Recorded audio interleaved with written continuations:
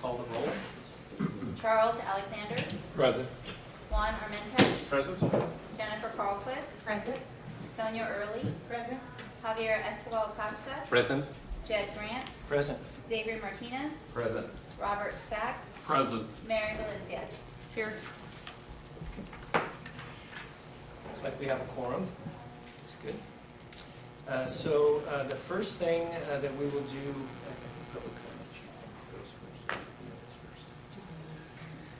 we will be to review and approve the minutes from the prior meeting as well as teleconference. So I did note one change to the minutes on line 62 of the April meeting. There is a sentence that's incomplete. I addressed the University of Pacific's class about laws regarding PA practice. There's just a hanging regarding there. That should be corrected. I did not see any other errors.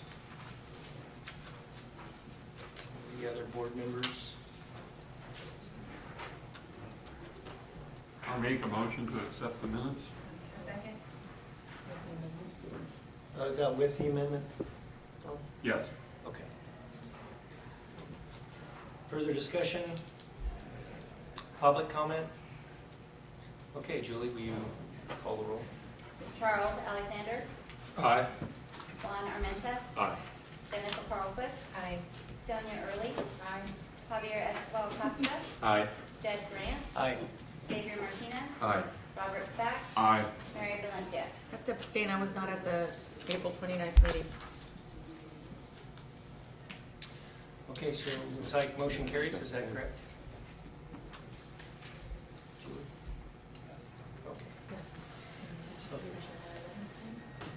Okay. Did that include both the July 11th and the April meeting, or? The July 11th is separate in the packet. Okay.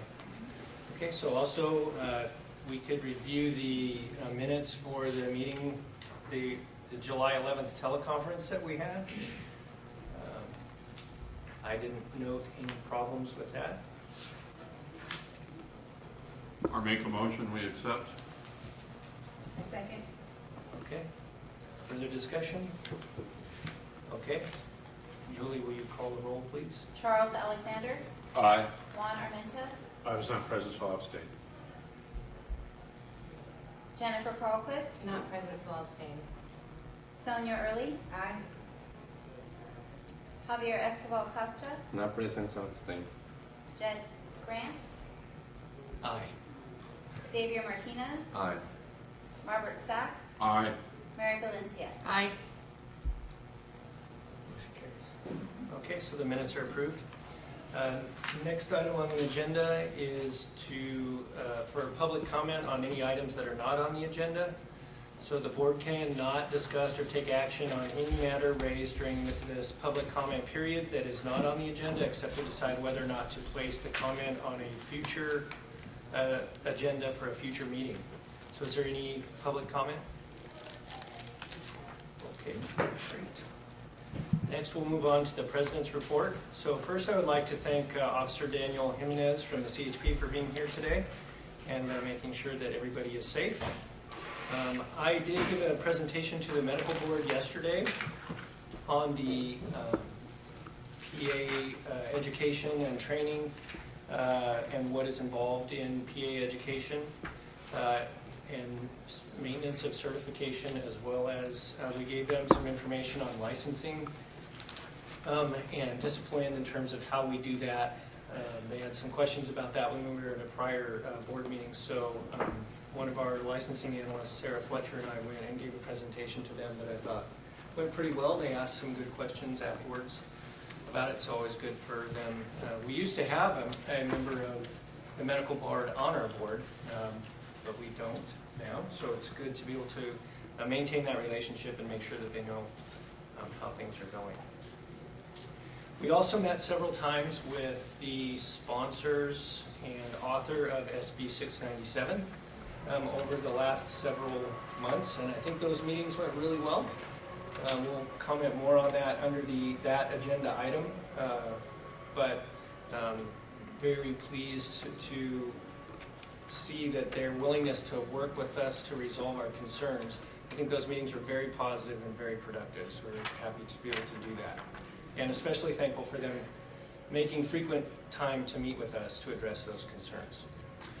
Finally, the only other thing that I want to talk about was addressed at the last meeting, but there are still licensees getting calls from people purporting to be from the medical board or the PA board and asking for license information, and these calls are generally threatening in nature about people's licenses being in danger or in danger of being disciplined. I just want to make sure that all of our licensees know that that is not something the PA board does. If they get a call like this, they should not provide any information. They should call the PA board. It is a phishing attempt, and we've made reports to law enforcement. Unfortunately, it's very difficult to stop these things from happening. So just to reiterate, especially I see there's some folks from CAPA here in our audience that may want to share that with their members. We've been working with CAPA to try and get something we can put on their website to advise licensees as well. But this is a nefarious practice trying to scare people into giving up information. So just advising the licensees, don't give any information. If you get a phone call like that, just call the PA board and we'd be happy to work with you to try to resolve that. Next is that concludes my report, and next is the executive officer's report.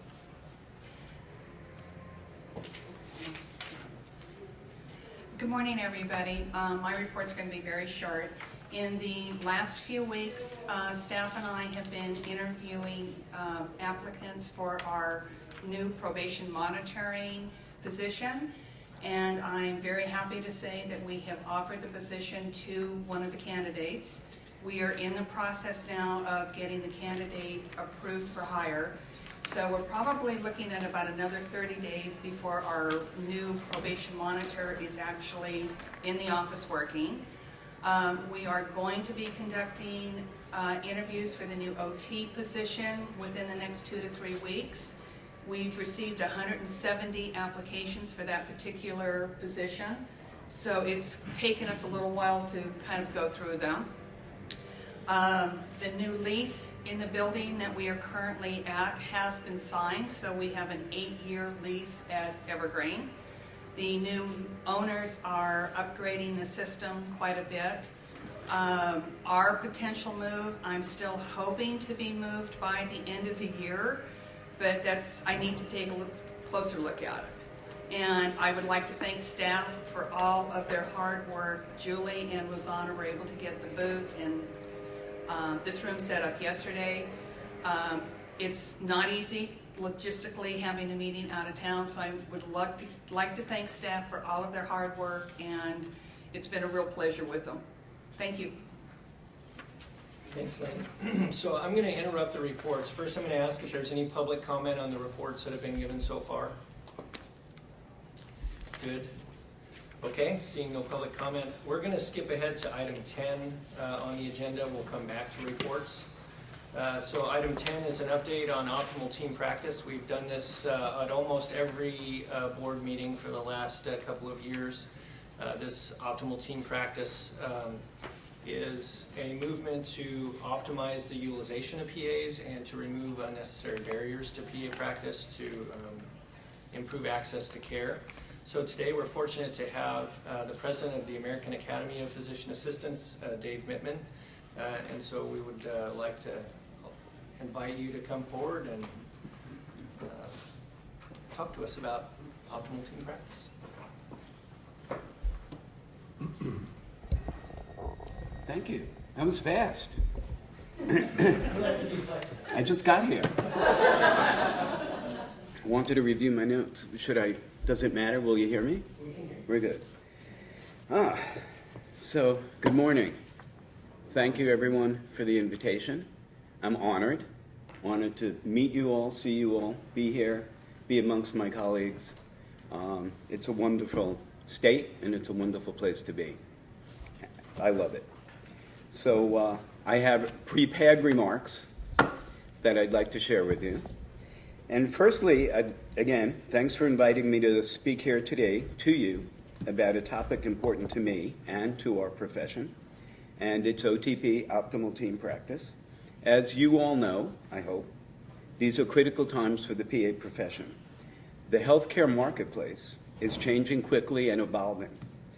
And to ensure that PAs and our profession evolves, we must become champions for the profession now and support changes that will propel all of us forward.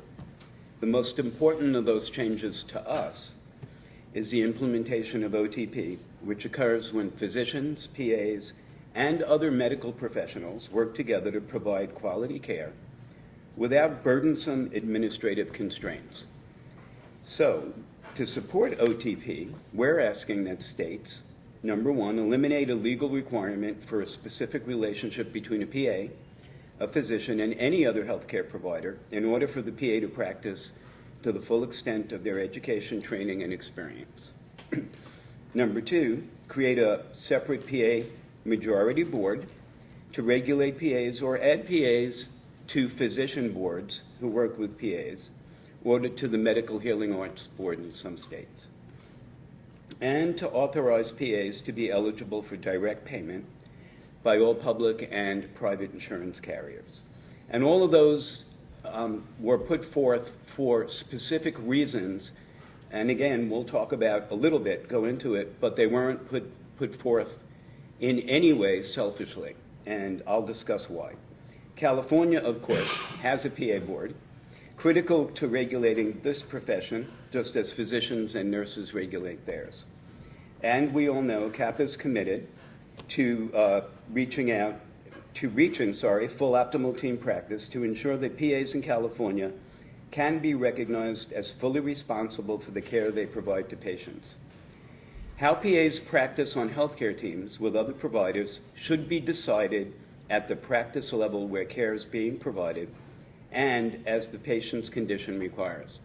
So in other words, if you graduate nursing school, you're not supervised the rest of your life. Nothing's checked the rest of your life, but at the practice level, where you do your work, you are. And so the first day nurse, or pharmacist, or even podiatrist isn't said you have to be watched, but they are said in our practice, in our hospital, in our clinic, we will look at your competence and what you've done and your education, and we will decide how we all practice as a team, and you will keep growing and evolving as a person, as a professional, and us as a team. And it works. And we're one of the few professions that doesn't work like that. We're watched. The same amount of watching and consternation goes to a PA that's practicing 30 years as one that's practicing 1 year. And that is a barrier. It holds back care. This should not be confused with independent practice. It's not about removing physicians or anyone else, actually, from the team-based care equation. In fact, OTP emphasizes team practice and is about recognizing that PAs are fully responsible and fully capable providers. The reality is that PAs are medical providers that have a proven track record of providing high-quality care to patients. Laws and regulations need to change for us to be flexible enough to go to the areas that need us and reflect that reality. These are tangible changes taking hold across the country. A majority of state PA chapters have already taken some type of action to get them closer to OTP. Thanks to state chapters' planning, leadership, determination, and vision, we've already secured some OTP victories. So far in 2019, 13 states have introduced legislation that contains one component of OTP. Earlier this year, North Dakota changed the dynamics around supervisory agreements for PAs and enacted the first law addressing this issue.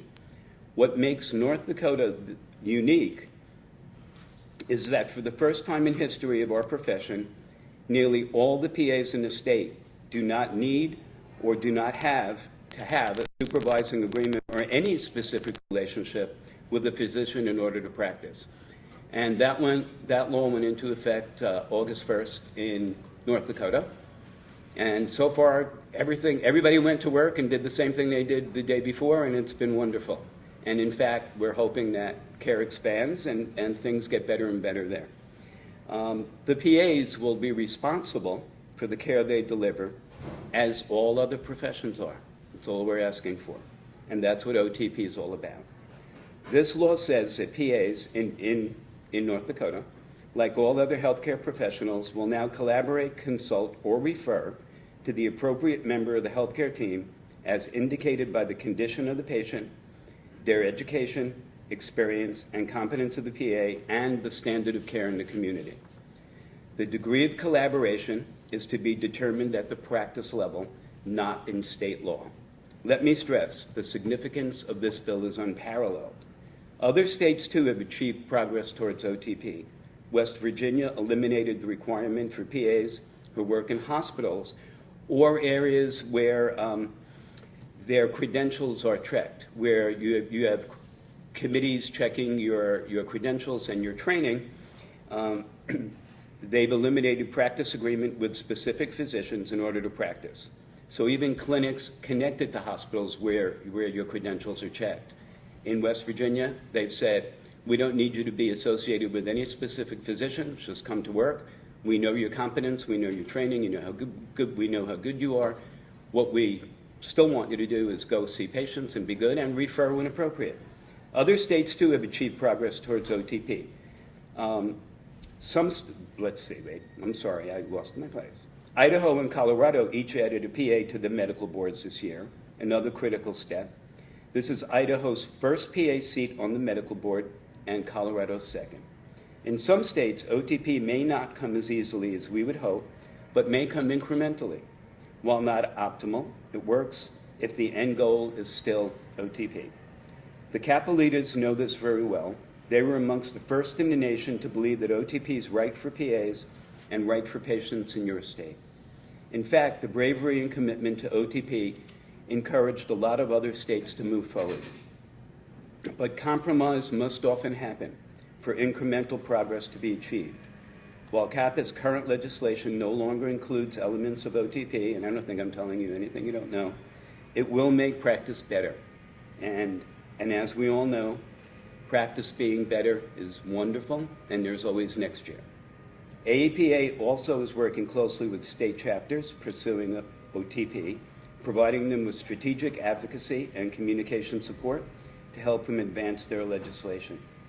OTP is a top priority for our organization as a whole and for me as president and chair of the board. We recognize that in order to compete in this changing healthcare marketplace, PAs need a level playing field. Many of the barriers we face today were enacted more than 40 years ago. Today, the profession has a 50-year track record of delivering excellent medical care to more than 1 million people a day. And to graduating in 1973, not graduating, coming into the program in 73, graduating in 75, 1 million people a day is something I never thought I'd live to see. Just wanted to share. Without OTP, the PA profession will continue to fall behind. The need for change is being driven by marketplace changes, putting significant pressure on PAs, pressure the profession can't withstand much longer.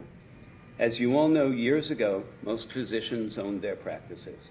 They could benefit financially by entering into an agreement with the PA. With the PA, the physician could see more patients and increase revenue for the entire practice. Today, physicians are less likely to own a practice. In fact, 53%, as we're sitting here, of all physicians in America are employees. And that number goes up 2 or 3% every year. And it's going to go up even more. Today, like I said, physicians are less likely to own a practice and more likely to be employees of a healthcare system or conglomerate of practices owned by a corporation. So as employees, physicians have diminished personal financial advantage to signing an agreement with the PA. And it increases their liability if they do. In addition, this doesn't recognize the practice reality that multiple physicians may be part of a team on any given day. And unfortunately, many employers have the misperception that NPs are easier to hire and manage. In fact, 45% of PAs indicated in a 2017 AAPA survey they had personally experienced NPs being hired over them because of the perception that NPs come with fewer strings. Strings meaning NPs don't have to sign an agreement with a physician in 22 states plus DC, so that creates an impression for employers all over the country that NPs are a more efficient workforce. And in many more states, NPs just have to meet a low threshold of hours of practice being supervised before they can practice without an agreement with a physician. Again, creating an impression that PAs are different and require more work, have more barriers. But this isn't just about ensuring the longevity of our profession at all. Outdated state laws and regulations are preventing OTP and directly restricting PA's ability to increase access to care for patients. We get calls and emails from PAs across the country all about these problems daily. And we tell them the same thing I'm telling you today. OTP is also about making sure we can provide patients with the best possible care and improve access to care for rural and underserved populations. Here in California, that hits close to home. 2 PAs based in Los Angeles, a director and associate director at the Charles Drew University PA program, set out to care for LA's growing homeless population. But California's delegation agreement requirement halted their efforts before they could begin. The PAs have been unable to find a supervising physician willing to volunteer for this role and are unable to provide essential primary care that they are trained and qualified to offer. Instead, along with student volunteers, they provide health and nutrition education and medical screenings, and give patients a list of local primary care providers who can provide additional services at low cost. With the implementation of OTP, these 2 PAs would be able to provide care to the homeless population that desperately needs their help. And PAs across the state would be able to more effectively work with healthcare teams to provide more efficient care to patients. This is the direction of which our profession should be heading. The time is now. We, for the sake of our profession and our patients, shouldn't wait a moment longer. The invitation to speak today to you, I thank you very much for. I thank you for all your leadership. I thank you for caring about our profession. And I thank you for all that you do. Thank you for allowing me to speak.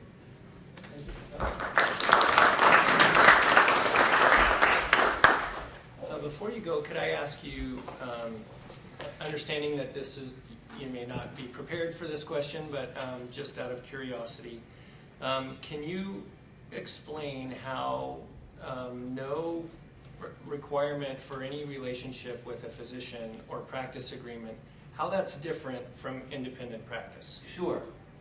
Okay, so let's back up for a second. Independent practice to physicians means practicing alone.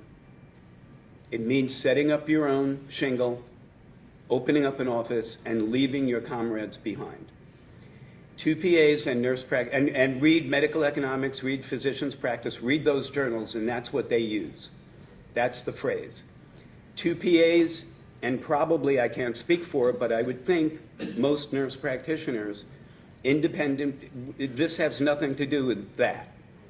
It has to do with self-regulation, owning our own profession, setting up our own rules and regulations, and again, if all other professions who have the same education and training that we do are allowed to do those things, and it's not just in California, it's across the country, and we're not, we're put behind an 8 ball. So what we're looking at is functioning in a team, as all people should, but bringing that responsibility, A, to the PA, where it should be after 50 years, B, taking, again, that responsibility and putting it at the practice level. So, again, a new nurse won't run an ICU. A new PA won't do open heart surgery. They're going to do what new PAs do. They're going to learn, and they're going to keep learning until they get competent.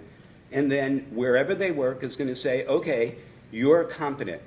And if you're worried about outliers, and I know this isn't part of this, in every state in the country, PAs can now move 50 miles away from their supervising physician, or almost every state, I don't want to be misquoted, and start their own practice and work and be that outlier that probably we're all sort of concerned about to a point. But that happens already. And if you want to do that, you can do that in California and New York. New York probably has 60, 70, 80, 100 PA-owned practices upstate New York in all these small towns. They're doing wonderfully. We've been prescribing in New York. I know New York best because I'm from New York since 1976. Nobody's complaining about anything, and people are getting the care they need. But it would be really nice to, again, bring our profession into the 21st century and act like all of the other professions. I think most PAs, and I think if you know PAs well, don't want to be alone. And it's not because our training's inferior or we're second doubting ourselves. Speak to a PA out there 3 and 4 and 5 and 7 and 10 and 20 and 30 years. They should not be held to a standard of care that no other profession's held to. And that's the only point. It's a barrier. It prevents us from going to places of need. I moved to Florida 5 years ago, and I said, should I get a Florida license? And all I want to do, promise, take care of poor kids, do camp physicals, stuff like that. I'm retired. I'm good. I have enough money. I'm fine. And I said, between the administrative barriers, the regular barriers, finding a supervising physician, paying them so I can do camp physicals, I'm not going to do that. There's one person who could have helped the rest of my community, and I'm not going to do it. And that's, I think, to me, the kind of thing we're talking about. The other thing is, we'll see North Dakota, but in every other space where NPs have done it and gotten full practice, the sky hasn't fallen in, nothing's changed, everybody went back to work the next day. And yes, the one thing that can be shown, and I think it's an important thing to look at even for both professions, is that a little more people did go to disadvantaged areas, a little more people did go to rural areas, and they made an impact in healthcare delivery. And that's what we're all about at the end of the day. So that's my answer. It's different. Okay, thank you. You're welcome. You know, I approach this from a different perspective because I'm not a physician's assistant, I'm a lawyer. So one of the things that, of course, would concern me of giving that level of autonomy is just that level of autonomy, where you don't have a supervisorial nexus. So, but I appreciate the other side of the coin is providing access to care to especially more rural, more disadvantaged areas. Are you aware of any empirical studies that show that where these programs have been implemented, there is no change in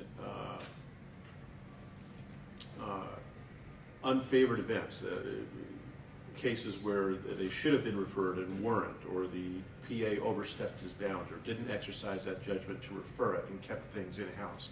Any empirical data like that? Because I think that's going to be important if you're going to convince a state like California and you're going to go to the legislature.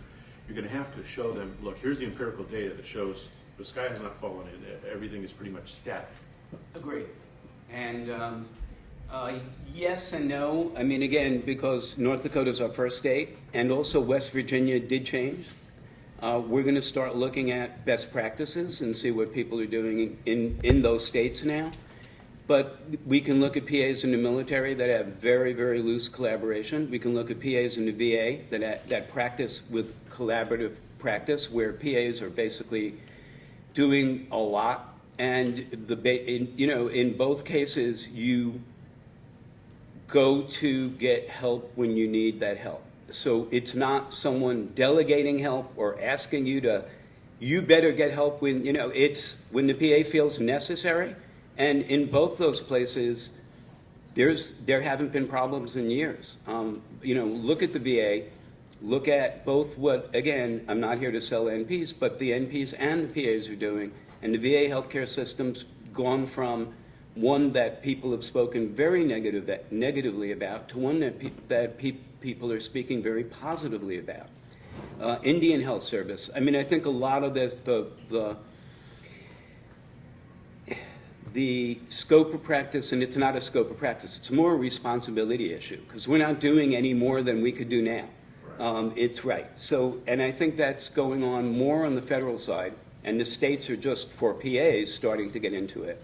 And anecdotally, again, we can, and people have looked at the clinics where PAs are practicing remotely, and there have been no problems. You know, we have states like, again, New York and California, where PAs, you know, New York has 14, 15,000 PAs. We're writing prescriptions for 40 years.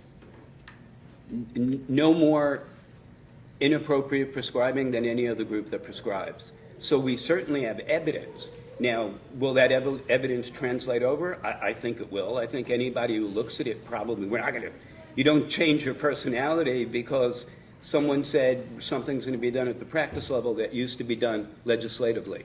And as I pointed out, if you really want to do that, you can do it anyway. You can move 100 miles away in most states and open up a practice in a town that has no physician and be whatever you want to be. And have much less, in fact, you know, at the practice level, sort of collaboration than you would as what we're talking about for our profession. So I don't, again, much of it is studies that are close to, but not yet there, because we're not yet there, except in 2 states, or a state and a half, really, because half of West Virginia. And so we'll see. But I don't think it's going to be any different than what goes on, again, and what's been going on, you know, in the military or the VA or other places where, yes, that the collaboration has expanded to a point where PAs are pretty, you know, functioning autonomously and doing well. So. Well, let me suggest to you, I think that if it gets to any type of bill proposal, I know a few of these legislators are friends of mine. They're going to ask for that empirical data. So you guys may want to get on that, because I think it's a curious point that they're going to that we need to know before I think any legislature can act on it. It's fine. Thank you, sir. You're welcome. Other comments, board members, questions? Thank you, PA Mittman. Thank you. Really appreciate you coming to address this important issue. Thank you very much. Okay, also under item 10 is the current CAPA legislation, Senate Bill 697 from Senator Caballero. This bill we've discussed a lot over the last year or so, and as I mentioned in my earlier report, we've been working very closely with the Senator, CAPA, the California Medical Association.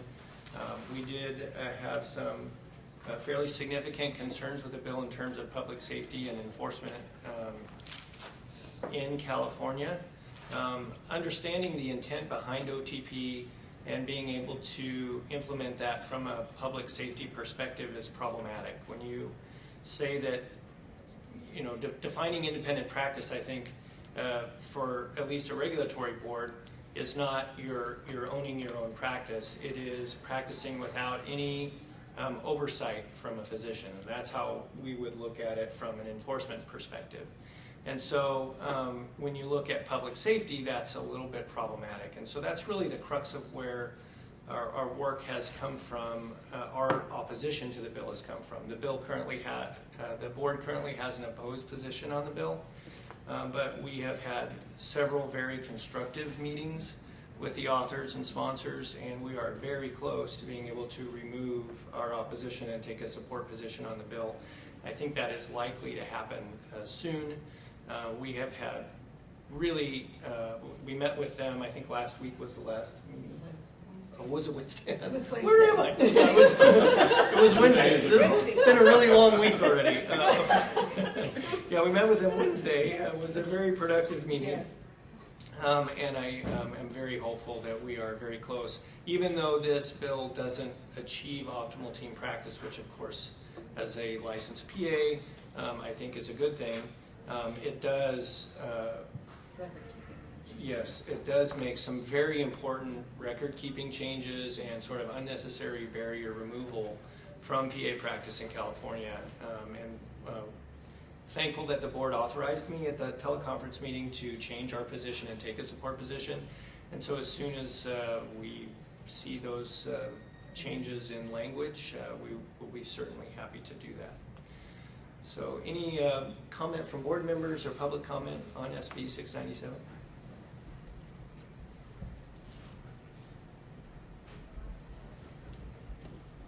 Can I go ahead? Hi, Jeremy. Hi, Jeremy Adler. I'm a chair of the CAPA's Task Force on Optimal Team Practice.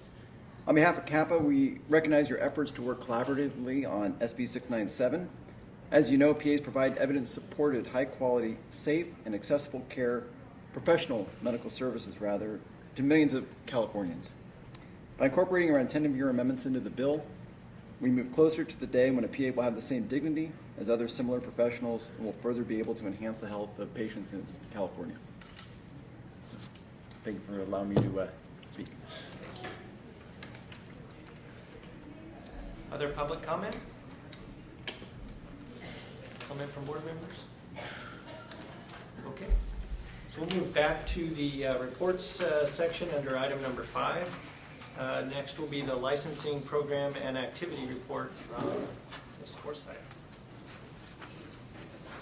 Okay, currently the current licenses as of July, we have over 13,000 licensees here in California for PAs. From April through the end of July, there were 435 applications received and 321 approved. The pending desk age is currently approximately 30 days for new applications. And our target date is 20 days, but our current processing time is about 38. And that's because we currently have 51 applications that have some sort of history that we're working on. And that's the end of licensing. When you say history, you mean something problematic? Mm-hmm. Problematic, yes. In terms of issuing a Yes. license right away? Yeah. So I know we'll talk about this more under another agenda item, but there's been a lot of growth. Yeah. And I know that bringing on Sarah full-time has been some help, but there's still a plan to add staff. Is that correct? Yes, there is. Okay. 13,000. Yeah, Okay. as of the end of July. Okay. Diversion. Okay, here we go. As of July 30th of 2019, we have 2 voluntary referrals for the diversion program. Board referrals are 10, so we have a total of 12 participants in the diversion program currently. And as of June 30th of 2019, we've had a total of 155 PA licensees participate in the diversion program. So I know that there's been an RFP for new Contract. contract for diversion. Can Yes. you give us an update on that? Or? It is being published. They are looking for the various responses from vendors. There is a week in September set aside that all of the participants that are in the diversion contract will sit down and we will be going over all of the vendors. So hopefully by the end of September something will be decided. Okay, thank you. Next is enforcement activity.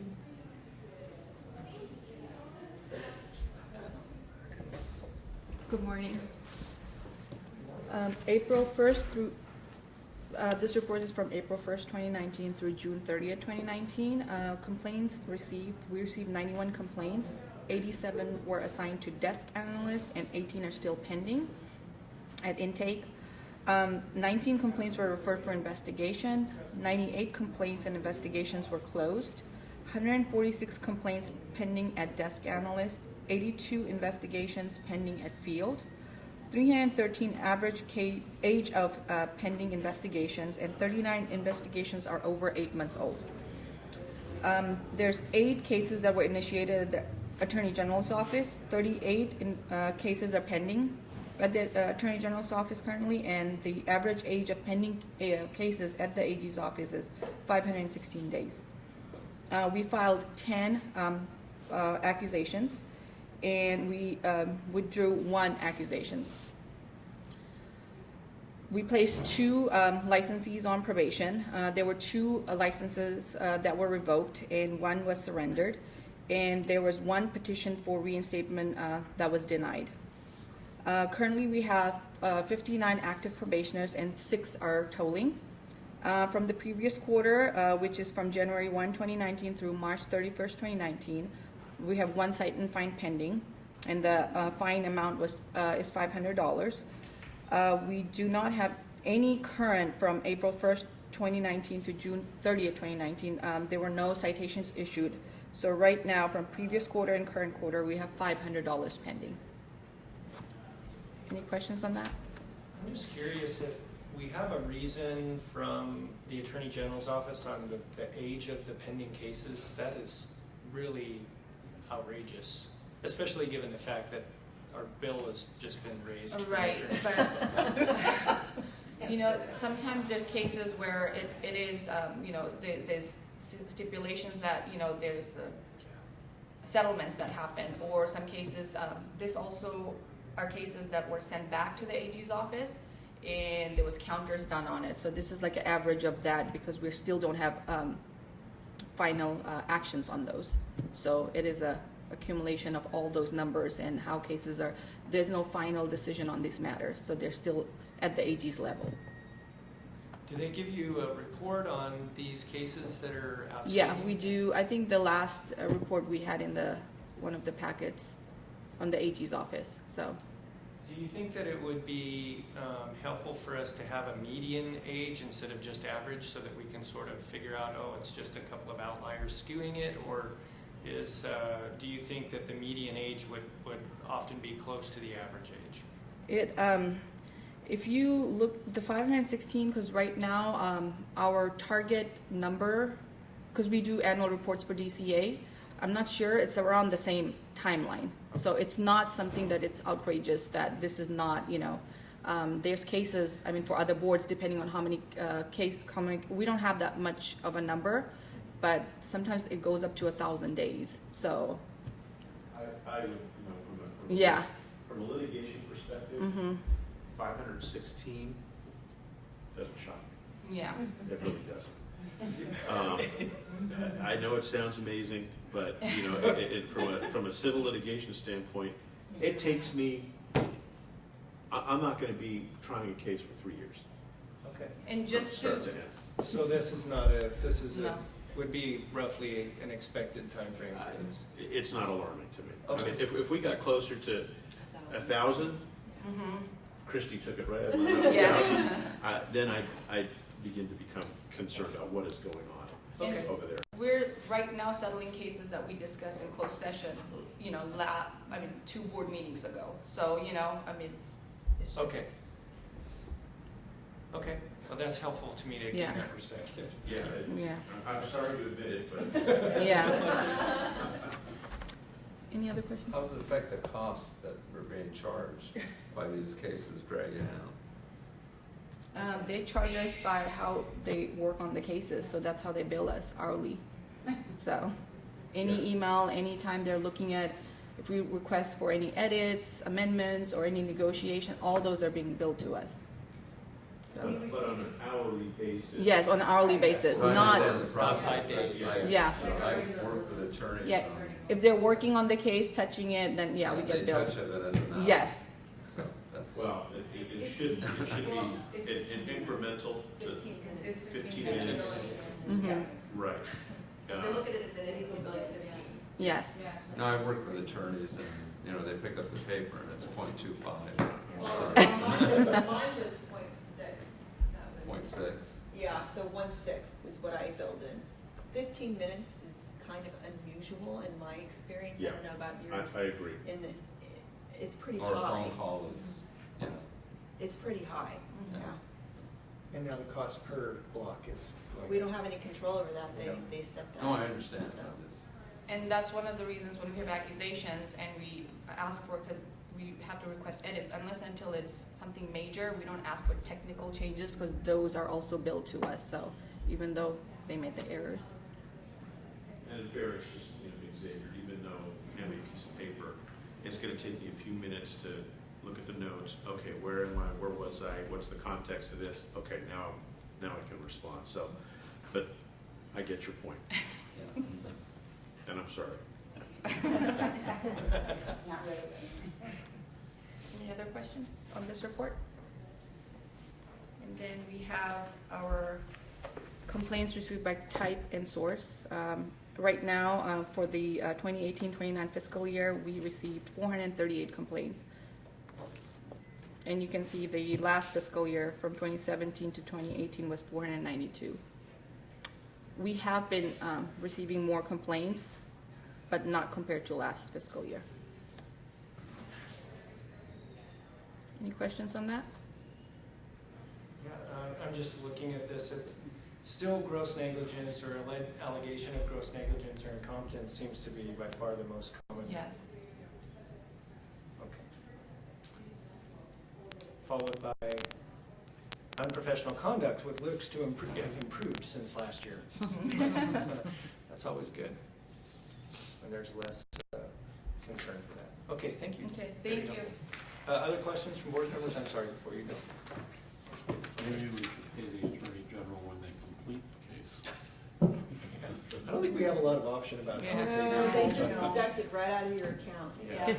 So, that, originally, we used to be able to review it before we paid the bill, but that law was changed, I think, 5 years ago, and so they just deduct it directly from the account, and then if you have a problem with the bill, then they can refund you later. But they take it first, and then you can negotiate it. I have asked for reductions where, for instance, they call me up and ask for help, and then they bill you for it. I don't think that's fair, because I gave the advice and mine's free. So, because I'm captive counsel, you know, you already paid for me. So those kinds of situations, you know, I ask that they don't bill you because I'm helping them. So. Thank you, Rosanna. Thank you. Is there any public comment on any of the reports given? Okay, we will move on to item number 6, which is the Department of Consumer Affairs update. So Dennis has provided me a quarterly update, which I will share. So the Chief Deputy Director, Chris Schultz, hosted a DCA Directors Quarterly meeting on June 3rd. And during this meeting, he communicated his commitment to ensure a smooth transition as the Governor's Office continues to search for a new DCA Director. During the interim period, he encouraged executive officers and bureau chiefs to send ideas regarding cross-cutting projects where new leadership and the administration can focus. In terms of the executive officer salary study, the department and the consulting firm KH Consulting to conduct the executive officer salary study. The study aims to provide an in-depth analysis of programmatic and operational complexities of DCA boards, as well as a salary comparison from other states. On July 8th, 2019, the executive officer salary study was distributed to executive officers and board presidents. In addition, the executive office hosted a meeting to discuss the findings of the study on July 12th. The DCA team would like to extend their appreciation for everyone's patience on the release of the study, and they will be reaching out to each of the programs to set up one-on-one meetings with the executive officer and board president to discuss program-specific findings, and they look forward to speaking with us about the study. So do we. Yes. Mandatory sexual harassment prevention training. 2019 is a mandatory sexual harassment prevention training year for the Department of Consumer Affairs, which means that all employees and board members are required to complete the training this year, even if they did it last year. The department would like to achieve 100% compliance for managers and supervisors, including board members. The training is online and can be completed at your convenience. If you have questions about that or any of the required trainings during your tenure as a board member, you can contact the Office of Board and Bureau Services for assistance. And that, or Julie, yes. And that is the completion of the DCA report. Any board member questions, comments? Any public comment? I'd like to make a comment. Okay, Mr. Sams. I think our executive officer has gone 4 years now without a salary increase, even though every year we vote to give her a salary increase. We send the letter that's appropriate in the evaluations, and we're still sitting here watching DCA talking about it, and nothing is happening. I agree. They are studying it. Yeah. Well, you know, it's interesting in reading the study, if you get bad data, you get bad decisions, and some of the data in that report was inaccurate. So I'm glad that they're going to meet with us individually, so we have the opportunity to address that, particularly for our board, where we only have 9 licensees or something. It's only off by 13,000. Yeah, just a small number. So, but I'm glad, they're trying to make database decisions, which is good. And I'm glad that they're giving this attention because we continue to bring it up year after year. At least we're working on it. And you should know, you're not the only board that has the same concern. The problem with recruiting executive officers exists across the entire department, and it's because of the salaries, inability to change the salary that they offer for the position. So. Public comment? Okay, so we will move on to item number 7, which is the legislative proposal for initial application fee increase. Okay, in your packets, you'll find a analysis of the data that we collected from February through June 30th. Initially, we had 2 staff people working on this. When the first analysis was completed, we discovered that there were some errors in the way that it was done. So I ended up having another staff individual completely go back over all of the data, relook at all the numbers, and correct the issues that we found. The analysis that is in the packet is accurate with what we have, but it's flawed.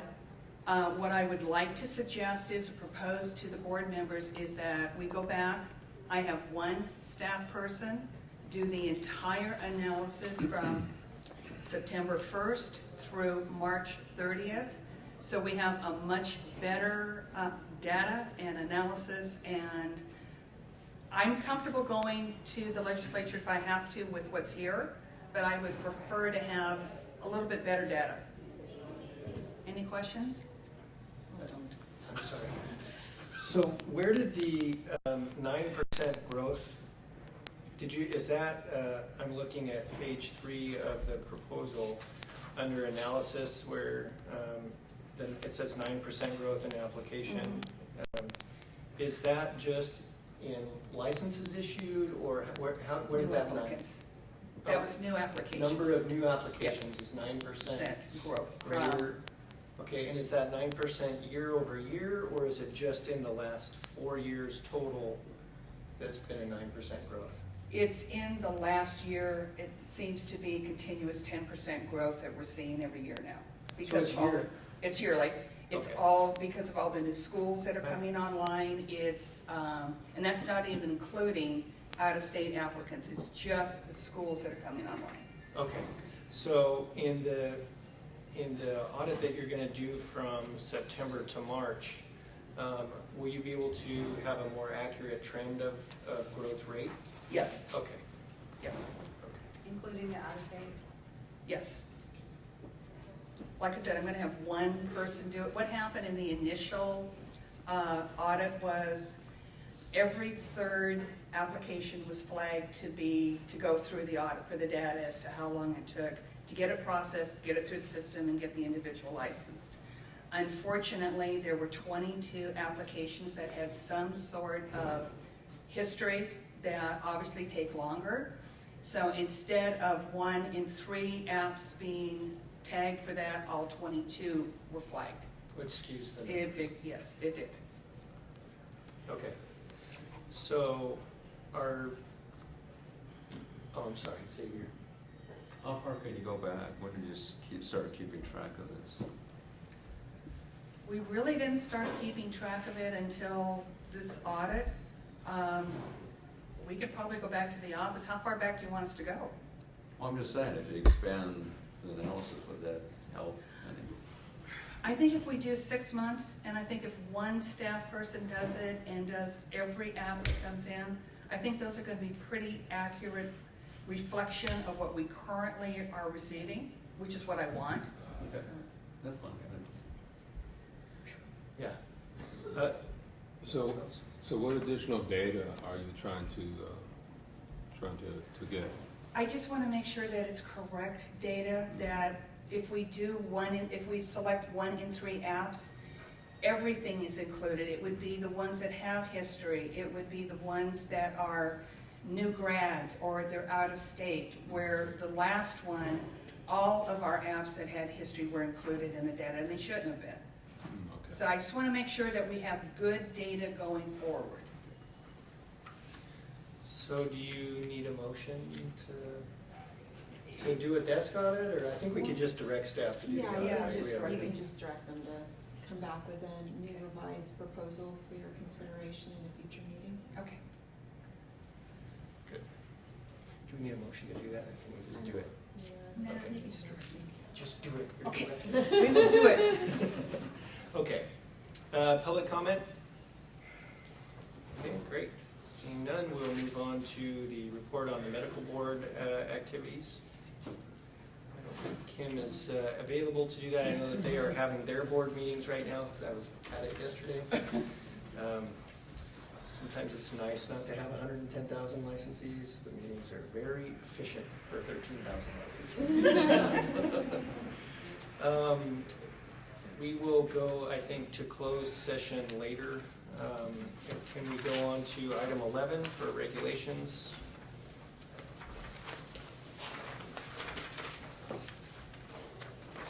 So good morning, I'm filling in for your regulations analyst. If you look at the summary in your packet, the first 3 regulations, 1399.523.5 through 1399.523.5, the required actions against registered sex offenders. I'm currently still working on revising that packet with staff. That's the regulation you moved forward at your last meeting in April. It needs some more work, so I hope to have that to the Department of Consumer Affairs for their review and moving that forward by the end of August. For regulation numbers 1399.525 through 1399.527, those are the revisions to your substantial relationship criteria and the rehabilitation criteria for denials and reinstatements. And if you recall, Assembly Bill 2138, which is due to go into effect July 1st, 2020, made some substantial changes to how we process criminal convictions for applicants. And so we've needed to revise those criteria to conform with those changes to law. That packet has been sent on to agency, so it's no longer with our legal office chief counsel. It's with agency, and they are due to complete their review at the end of this month. So we hope to have our hearing on those regulations at your November board meeting. That way you can proceed to move forward with your regulation changes in time for the law to go into effect July 1st. Then 1399.545, supervision required. That is a regulation that, because it deals with supervision, medical board carried for you. And the hearing on that regulation proposal is due on August 14th. And that should be moving forward after that. If there's no public comment, it should proceed rather quickly to be reviewed by OAL after that. So we hope to have good news for you at the November board meeting. And then our last regulation, audit and sanctions for noncompliance. We, at our July 11th board meeting, you authorized staff to send out a 15-day notice of modified text. So in your packet, after the blue says agenda item 11, discussion regarding public comment. So if you look there, we have the proposed changes you authorized in blue and red at the July 11th board meeting, and those were requested by the Office of Administrative Law. So we sent those changes out for public comment, and we received public comment from the General's office. And so their request was that we consider adding the word calendar before days. So you'll see that it says within 65 calendar days, they would request that you add calendar to that sentence, and then later on, the second sentence again, within 65 calendar days of the date of the board's request, that they ask that you add that word. Now, normally in law, it's presumed that when you refer to days, it's a calendar day, unless you put the word business before that word. So if it doesn't say business days in the statute or regulation, then it's just presumed by the courts to be a calendar day. So I didn't really think it was necessary for you to add that word here, but nevertheless, we went back to the Office of Administrative Law and we said, do we really need to add the word calendar? And they said no. So our recommendation is that you reject this comment and move option 2, which would be to reject the proposed comment to the modified regulatory text for section 1399.617. Direct staff to take all steps necessary to complete the rulemaking process, including preparing the final statement of reasons. Authorize the executive officer to make any non-substantive changes to the proposed regulations before completing the rulemaking process and adopting section 13.9.617 of the proposed regulations with the modified text established in the 15-day notice. So before we do that motion, and just looking at the language in red, Yes. I want to make sure I understand correctly. So there's an initial notice that goes out. The licensee has 65 days Right. to say, I met the CME requirement, or And provide proof. and provide proof, which can be just NCCPA certification. Correct. But if that is not received from NCCPA, right? So if the board, if I'm reading this correctly, the board checks NCCPA, Yes. right, to verify. Yes. If the board can't verify that, then the PA has another 65 days. So it's Yes. actually 130 days total. Mhm. Seems plenty of time. Yes. Okay. And again, those days came from your staff. I didn't put those in there. That was what the current process is. You get 2 chances to comply with our request for proof of compliance, either by way of, your certificates for your CMEs or the NCCPA, because sometimes there's glitches with checking the NCCPA certification, and if they can get it, then we'll accept it. But these dates came from them. Okay. So I think OAL just wanted to say more specifically within the board's written request. They wanted to be clear that you send a written request out, not just an over-the-phone request, but your process is actually a written documentary process Yeah. of checking. So that's what the modifications were for the 15-day notice. And then we got this comment during that 15 days asking you to add the word calendar, which we don't think you need. Okay. Makes it a little bit more wordy than it already is. Right. Further comment from board members? Anyone want to make a motion? For option 2, What's your motion for option 2? What Christie said. Okay. Option 2. option 2. Okay. I Is there second. okay, Sonia seconds. Any public comment? Okay. Julie, will you call the vote? Charles Alexander, Aye. Juan Armenta, Aye. Jennifer Carlquist, Sonia Early, Javier Escobar Acosta, Aye. Jed Grant, Aye. Xavier Martinez, Aye. Robert Sachs, Aye. Mary Valencia. Aye. Sounds like the motion carries. Okay. Is that? That's it. That's it on the Okay. regulations. That's my report. Okay. Good. Education and workforce.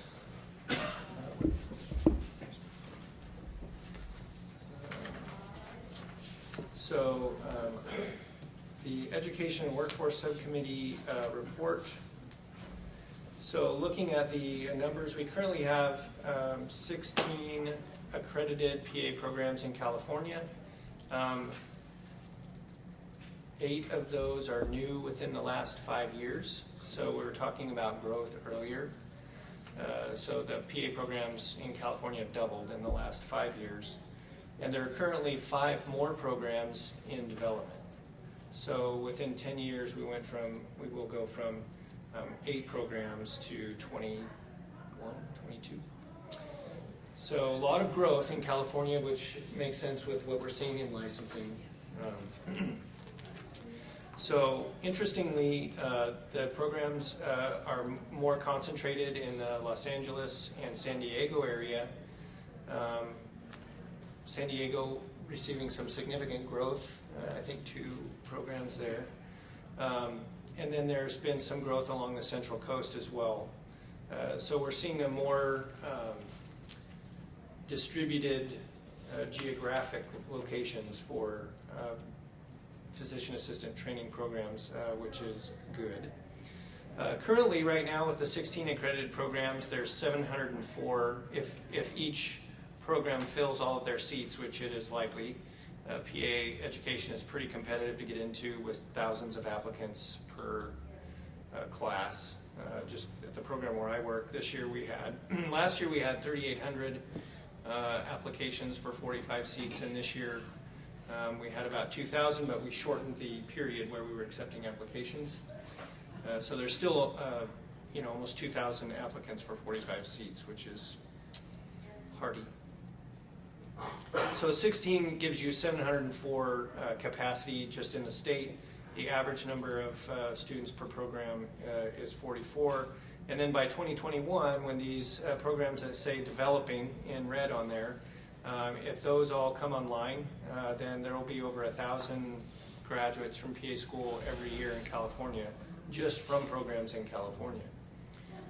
And so this is good. It represents an unmet need. California was had a disproportionately low number of PA programs for its population in comparison to other states. So we sort of predicted this coming a few years ago, and now we're starting to really see this catch up. One note of interest is that some of the new programs have large numbers of students, 100 students per class. And so there's likely to be an impact on clinical training sites for that.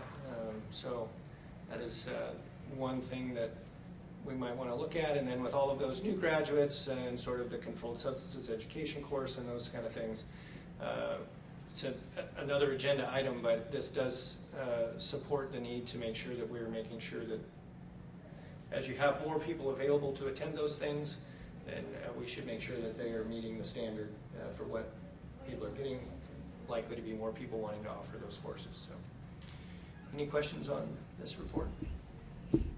Comments? Yes. The online program, how would that work in terms of? That's a great question. I searched and searched. I spent about a half a day.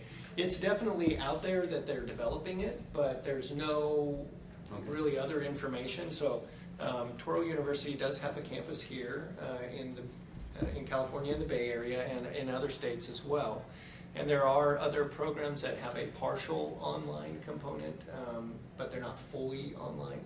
Obviously, there's a clinical training portion that has to take place. So I think it's really interesting. I don't know what's going to happen with that or sort of how it will work. But following it closely as we try to figure this out, sort of how many students are going to have or how they're going to figure that out, or it may spread across states. The accrediting body does list it as a location in California, though. Okay, thank you. Other questions? Yeah, but it seems to be, and I know ARC approves all the programs, but it seems that the majority of these new programs are not affiliated with schools of medicine, which had always been kind of the tenet of PA practice and programs in the past.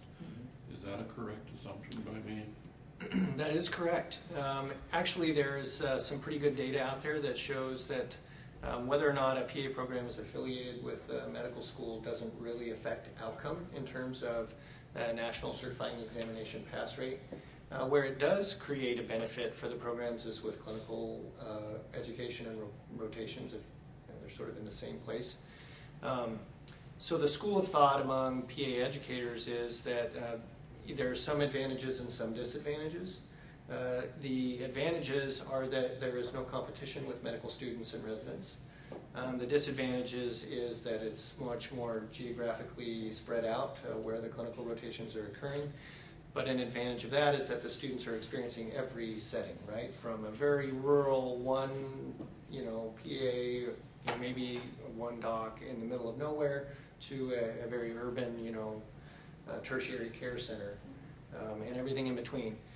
The PA training model in the eastern United States is much more like you're talking about, affiliated with a medical school, often in a medical center, hospital focused, although they do rotations in all settings as well.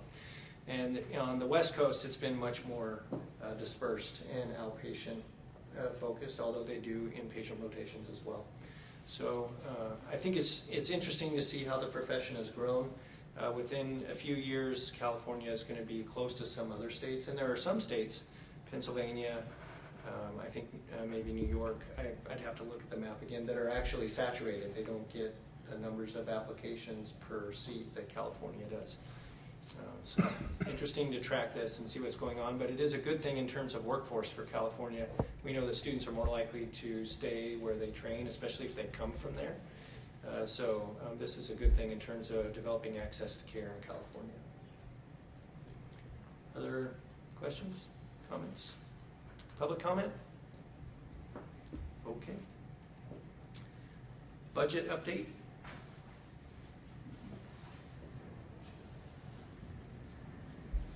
No budget update? Okay. They didn't have anything there before. We don't have any money. Yeah. We're bored, okay. No, actually. Yeah, we're doing okay. What we do So have. even with the fee increases from the Attorney General's office, you don't see that there will be any major problems? I've already been told we'll probably go for another augmentation this year because of the increase that we were not aware of. Because I think that the AG, the Deputy Attorney General's fees went up, what was it, 40%? Yeah. 50%? And then the paralegals were 80%. Yes, they're both The increase. well over $200 an hour now. Yeah. And we have a lot of growth coming. So Yes, we do. right now we are financially in pretty good shape, but next year at this time it might be a different. We're projected the next 2 fiscal years to be in sound street. Okay. All right. Good. Okay. Why don't we've been going for a while, so why don't we take a 10-minute break and we'll reconvene at 9:53. Yeah. Okay. Let's make it 15 minutes and we'll be back here at 10. Okay. Okay. You know what got dropped off? Board is back in session after a break. The next item on the agenda is the Legislative Committee report. Mary? Hello, everyone. Basically, most of the bills that we have listed here have either gone into suspense file or have failed. There is one that that Christy brought attention to us, that there was some amendments that we noticed. The legislature has been on summer break since July 12th. They're returning on Monday, on August 12th. They'll be back in session to take up the last of the bills that are still alive or moving. And the last day for any bills to pass will be September 13th. So anything that hasn't been put into the suspense file or already initiated as dead will have to be acted upon before September 13th. So I'll start from the top here. AB 193, the hearing was canceled at the request of the author. Obviously, they may see something going on and not want to bring it up, so usually that might be a sign that it might be dead or not moving forward. AB 241 is the bill that Christy has seen a little bit of an amendment that has some kind of contradictory language, so I'm going to let her elaborate real quickly on that, please, Christy. Okay, so Assembly Bill 241 would mandate that specified healing arts boards, including the Physician Assistant Board, adopt regulations requiring the curriculum for continuing education for its licensees include instruction and testing and understanding and reducing implicit bias in treatment. So if we flip to the bill on page 7 of AB 241, you'll see that they have amendments proposed to B&P Code section 3524.5, which is your Practice Act. And if you look at page 8, the last page of the bill, it says that you're required to adopt regulations and require the CME providers that you approve to include the following in the course content. And it says, if you look at line 2, page 8, patient care component is not required to contain curriculum that includes implicit bias in the practice of nursing. So they have the wrong, right there, nursing, and then you see it again on line 8. It says examples of how implicit bias affects perceptions and treatment decisions of nurses and nurse practitioners. So under this bill, if it didn't get corrected, you'd have to require all your course providers, including, I guess, Kappa does, CME, right, to include nurse information about bias affecting nurse practitioners in your CME training. So I think what happened is BRN opposed this bill, and some amendments were taken to address some of their concerns, and for some reason they duplicated the language from the Nursing Practice Act in your provisions. So I don't know if we have time, but I would recommend either the staff go to the hearing on the 12th or send something to the author letting them know that they need to correct it and replace it with physician assistants, not nurses and nurse practitioners. And otherwise, you know, the only other thing we could do if it went through and got signed is next year when you have your sunset, ask them to correct these provisions in the bill that you're going to usually, when you go through sunset, you're able to make recommendations to the legislature on corrections to your Practice Act, and 3524.5 would need to be corrected to remove references to nurses and nurse practitioners. So that was the only issue I saw with that bill, that when the amendments came through, they for some reason added the same language from the Nurse Practitioner Act into your act. I say that we should take your recommendation and send a letter, and think it's better than waiting to correct it next year. Okay. I think we should do that. So do It you- might be an, inadvertent like mistake, and maybe if we talk to them, we can see, Do you explain think that. we should take a position, or do you just think we should No, I ask think them we to should correct just, it? yeah, make a call and see if it was an inadvertent mistake or something of that nature and have it corrected. If not, then we can, Do we need a discuss motion it more. to do that? Yeah. or- Yeah, Okay. to direct staff to make contact with the author and to correct the references to the nurse practitioners and the nurses in the AB 241 bill. Under our Practice Act section. Right, section 3524.5. Okay. I'll make that motion. I'll second.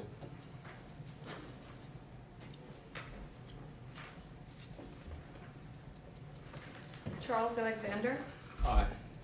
Juan Amenta, Yes. Jennifer Carlquist, Aye. Sonia Early, Aye. Javier Escobar Acosta, Aye. Jet Grant, Aye. Xavier Martinez, Aye. Robert Sachs, Aye. Mary Valencia. aye. Further comment from the board members? Any public comment? Okay. Thanks, Okay. Mary. Continuing on to AB 289, the California Public Records Act Ombudsman failed passage, but it is being granted reconsideration, so it could be up for hearing when it comes back. So we'll see, we're gonna keep an eye on that one. AB 312, this is now a 2-year bill. It was placed into suspense file. So again, things that get placed into suspense file usually become either a 2-year bill or they kind of die. AB 358, low bill, sexual assault forensic examination kits. This is now a 2-year bill. Again, this was placed into suspense file. AB 476, Rubio, it's been referred again to the suspense file in the Committee on Appropriations. AB 521, physician and surgeon firearms training, referred to Committee on Appropriations, and it's been re-referred to committee. So it's probably going to have another hearing between now and September 13th. So we'll keep an eye on that one. AB 544, it's been referred to appropriations suspense file, so pretty much dead.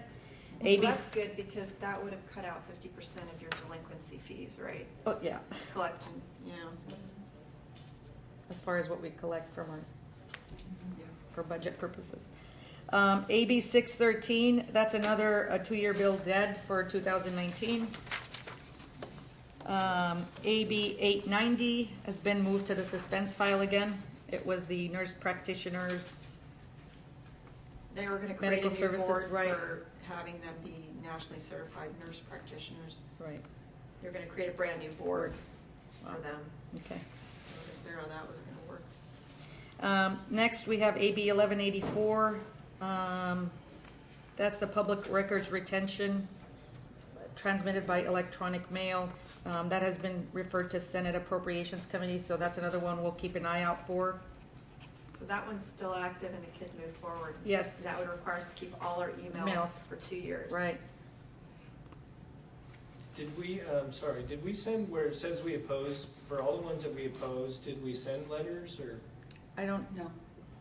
No, No, I learned when I was working on this one, apparently when we oppose a bill, we're supposed to put what our opposition is. yeah, Yeah, it this says is due to due to cost. cost. All right, that was my error. No, I did not.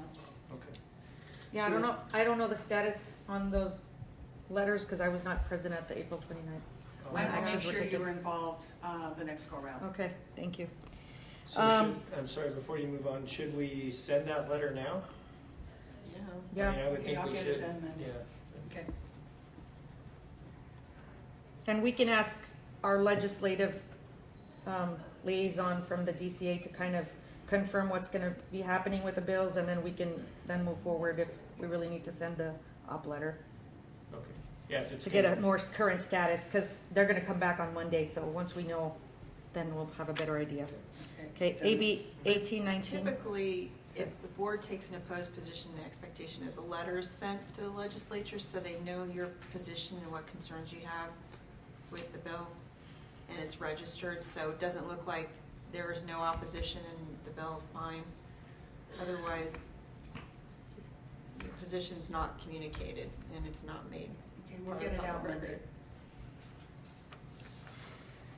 AB 1819, again, public records. It was sent to consent calendar, so I'm assuming it's going to get a hearing between now and September 13. We'll keep an eye on that. SB 53 Wilk, the Open Meetings Act. I think Christie said we definitely have an issue with this because we utilize 2-person committees for board act reports back here that we bring back to the board, such as the Ledge Committee. So this is something we really need to keep a track of, and it's been referred to the Committee on Appropriations, so it could get a hearing between now and then. Again, I suggest we check in with Ryan and see the updates. Did that- And this is again another letter, it was did the letter go opposed out on this? when, DCA recently had a legislative roundtable meeting with, regarding all of the legislation. right, The governor's office has approved DCA to oppose this particular bill. Oh, that's good. Okay. That's a good sign. Yeah. yeah. That means he's probably gonna veto it. I didn't know if yeah. Well, we can't say for sure, but, Yeah, the governor's office but has. that's a good sign for yes, us, I think. And that came out in the meeting the other day, Great. so. Okay. SB 425 by Hill. Again, this has been referred to Committee on Appropriations, so it may be getting a hearing. Obviously, when they come back Monday, we'll know a little better when calendars are out as far as if it's going to have another hearing. I have the action taken here. Watch the bill and send a letter of concern to the bill's author. You guys made that, so. Yeah, I'll get your copy Okay. next week. Yeah, and then that one, I think the major concern there was that the original bill had you taking disciplinary action if someone failed to report that they had heard a rumor of sexual abuse violations, or that they'd actually witnessed it themselves. And there were some pretty high fines that you could assess against the licensees, and you could assess it against other people's licensees, which I thought was interesting. Yeah. So that has been taken out of the bill, and now you will have authority to assess fines against healthcare facilities that don't report to you when they have information about. So those fines, you actually have expanded jurisdiction to issue to these new any entity, which includes a post-secondary educational institution, which I thought was interesting in the bill. And so you'll have more jurisdiction to issue fines for failure to report, and if you get a complaint on this issue and they don't report it to you, then you would have grounds to issue a citation and fine. Do we know if there's been, we should check in to see if opposition from the other entities that we're Not gonna a- have expanded jurisdiction over? You know, it didn't, when I went online, it didn't show opposition to Yeah. the latest version, Yeah, but that doesn't mean there isn't Yeah. any, because sometimes Yeah. it doesn't get up there, right, Mary, right, sometimes? yeah, exactly. Okay, maybe So- this is one we need to check again with Ryan and have him dig in a little deeper. Okay. But it, certainly the concerns you had last time about, you know, a rumor having to be reported, that sort of thing, those same concerns were echoed by other healing arts boards. That language is no longer in the bill.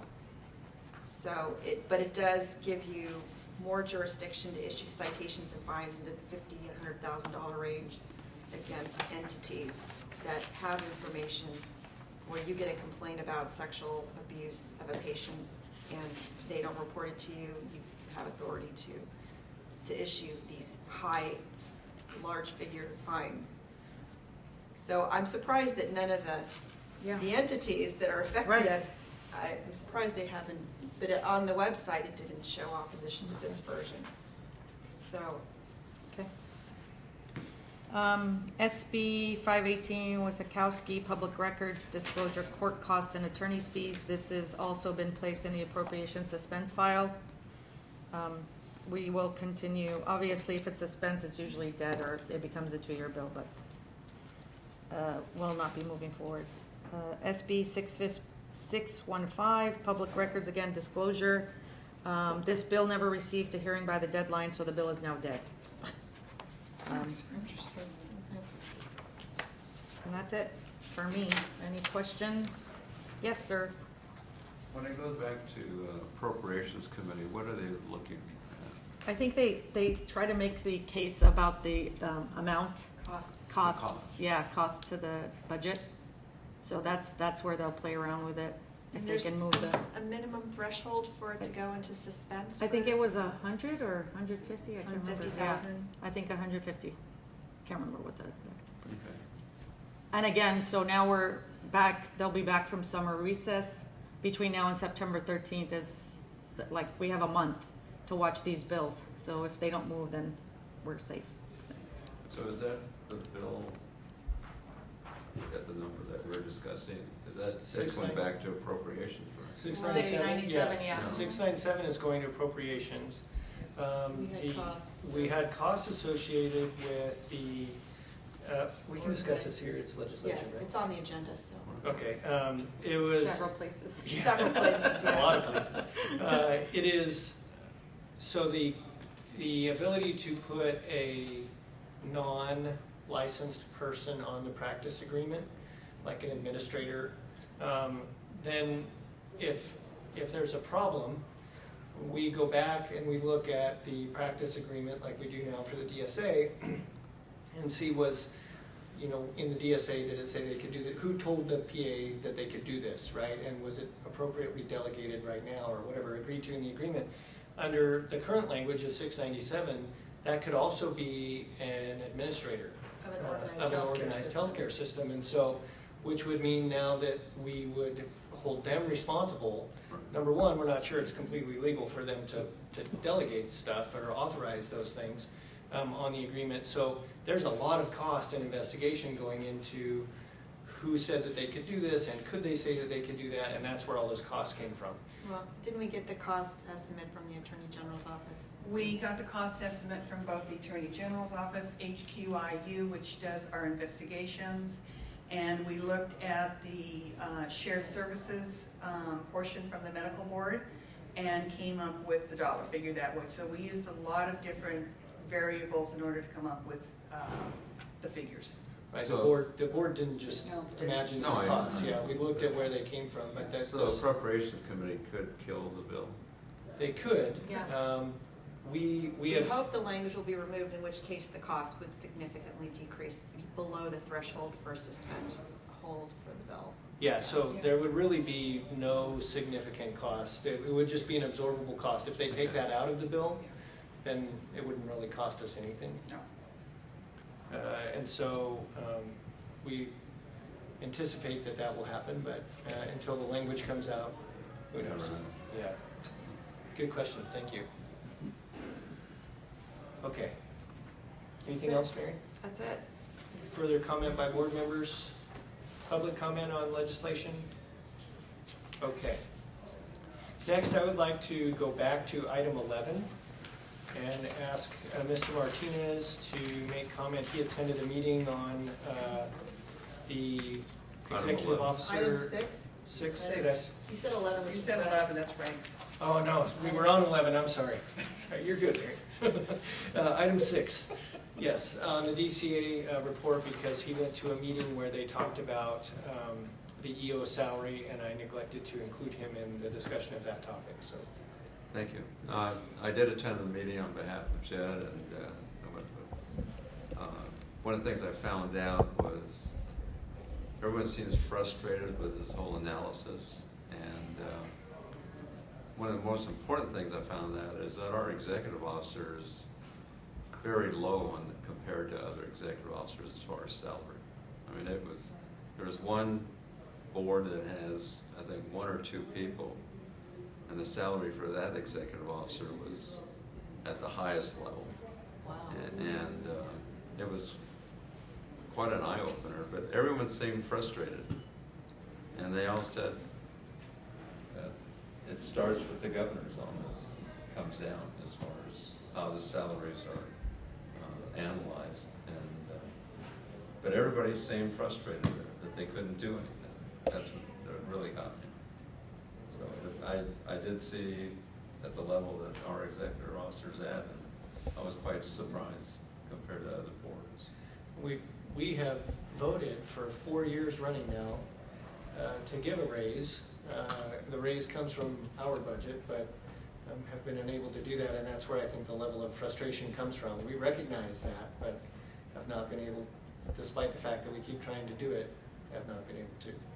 Well, and as Christy said earlier, this not just our board, it's department-wide. Yeah. And if you look at some of the indications that we heard at that meeting, there are staff service managers too making more money than EOs.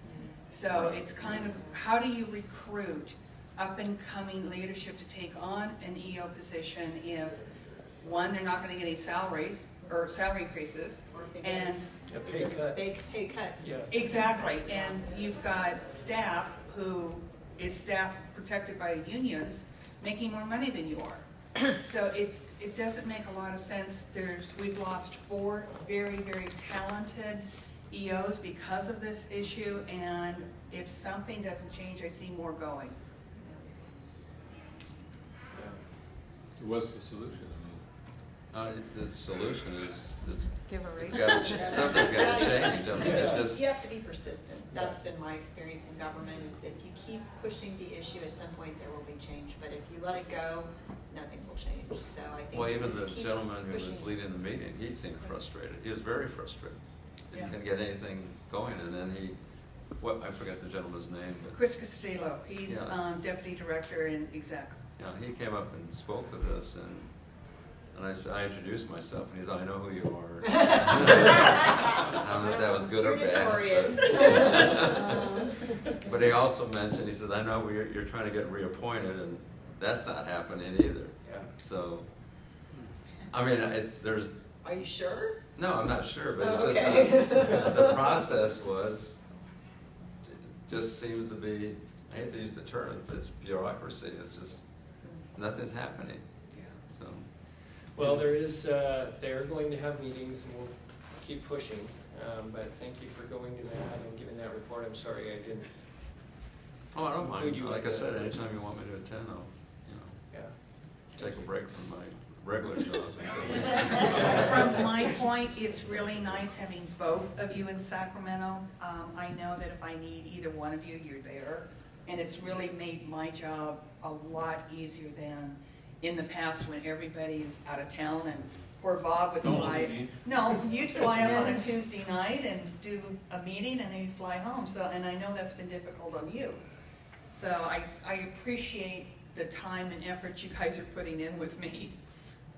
The downside was I had to dust off my shoes after. That was funny. You're worth putting the time in, and I am so happy that I got you to sign that 5-year contract 2 years ago. No, that one out there is happy. Okay, so unless there's further board member comment or public comment on item 6. Okay, so let's, I think now we'll go into closed session. Or we do agenda items? Yeah, let's do it. Do agenda items now, and then we just come back and close out. Okay. Yeah. Any agenda items for the next board meeting? I have one. Okay. We were supposed to deal with it at this meeting, but I hadn't been able to get to it, but proposed changes to the controlled substances course regulations. Oh, yeah. So we had an extensive discussion at the April meeting about your concerns, and I was gonna work on drafting some proposed text for your review, but I wasn't able to get to it. It's been very busy Yes. legislative season for us and a lot going on, so I'm hoping to bring that to your November meeting for your consideration. Yep, definitely need that on there. Other Meeting items? locations?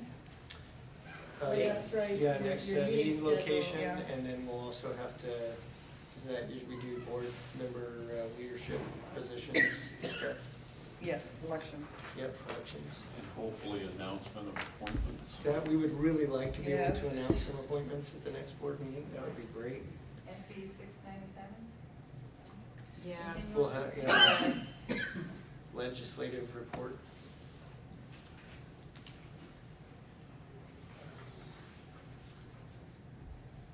We can put education and workforce on there, although I'm not sure there will be a lot of changes Okay. by November. There might be. Should probably put them on there. Chad, are we doing anything with regarding the medical board and the PA board as far as? So we decided maybe a year or so ago, 3 meetings ago, to sort of put that on hold until SB 697 sort of gets done. But once 697 is done, then yeah, we'll go back to work on that. Do you want to put it on the agenda in November just in case? No, I'm just saying, we'll know about 697 then, right? Yeah, so maybe we should put it on the agenda. What? I think, did we have a subcommittee for that? I think we did, right? I don't think we did, and I don't think I'll have anything ready for you to look at by November. Okay. Okay. So, I mean, it's up to you, but I mean, you could talk about how you'd like staff and I to work on it. Yeah, let's put it on the agenda about, discussion of movement to become an independent board completely. We had started that and then put it on hold with 697, so we should, hopefully 697 will be Something. done by then. But the language in 697 doesn't include that, so it's good to have it on there anyway. Discussion of sunset review. Oh, yeah. Yeah, Yes. sunset, that's right.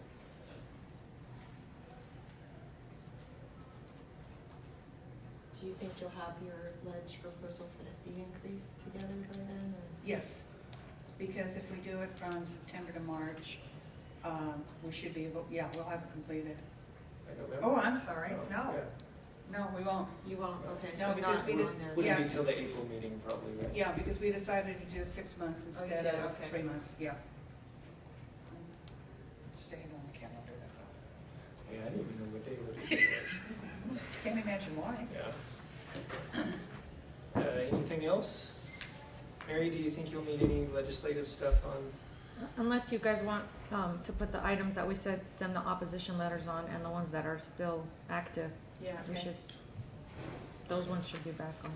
Okay.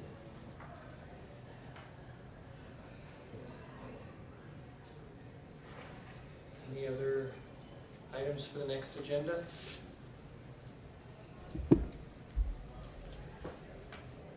Okay. Any public comment on items for the next agenda? Okay. All right. So, Pursuant to section 11126C3 of the Government Code, the board will now move into closed session to deliberate and take action on disciplinary matters. Okay, and Mr. President, can we release Officer Jimenez? Yeah. Officer Jimenez, if you want to go, I think we're good. For today, is it? Yeah, I think so. Because when we come out of closed session, we'll adjourn immediately. Thank you very much. Yeah, thank you for coming. Thank you. Thank you very much for being here.